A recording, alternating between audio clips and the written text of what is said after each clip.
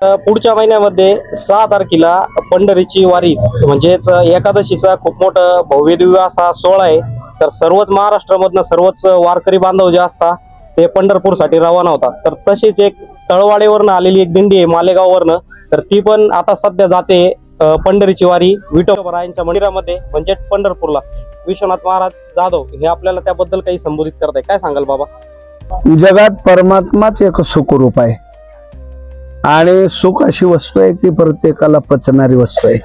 प्रत्येकाला त्याची अपेक्षा आहे, प्रत्येकाला त्याची काय गरज आहे आणि म्हणून सुखासाठी माणसं पंढरपूरला जातात। कारण सुखरूप पैसा दुजा कोण सांगा। या जगात या बाकीच्या सर्व पदार्थाने सुखाचं पांघरून घेतलेलं आहे आणि ते सर्व दुःख रूप आहेत। म्हणून वारकरी साधू संतांनी हा मार्ग दाखवला। मार्ग दावून गेले आधी दयानिधी संतती।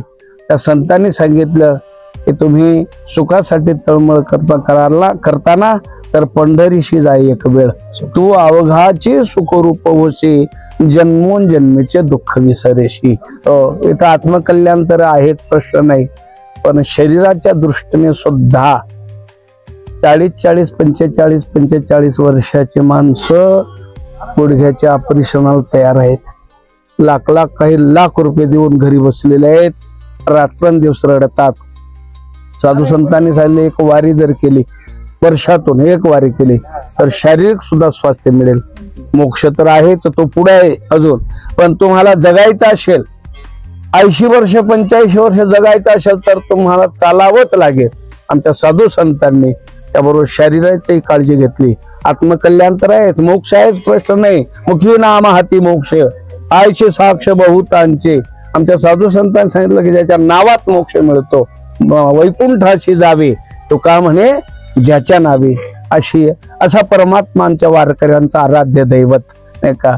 आमच्या सर्व साधू संतांनी, ज्ञानोबारायांनी, तुकोबारायांनी, आम्ही ज्यांच्या मार्गदर्शनाने प्रमार्थ करतो, आमचे गुरुवर्य पूजनीय माऊली गुरुजी जायखेडकर यांनी, या सर्व संतांनी वाऱ्या केल्या आणि आम्हालाही सांगितलं।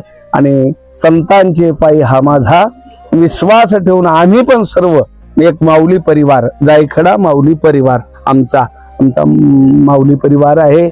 आणि 2-4 जिल्ह्यातले लोक आहेत, कोणी नंदुरबार, कोणी धुळा, कोणी नाशिक, असे आम्ही तिकडून सर्व अगदी 2-4-5 तालुक्यातले लोक एकत्र येतो आणि 18 दिवसापर्यंत हा आनंद लुटतो। कोपरगावला आमचा हा 20वा असतो दुपारचा। योग आज एकादशी आहे, मागच्या वर्षी मला वाटतं इथं द्वादशी सोडली आहे मागच्या वर्षी।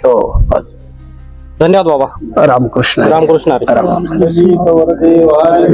श्री ज्ञानदेव पंढरीनाथ भगवान की जय, ज्ञानेश्वर महाराज की जय।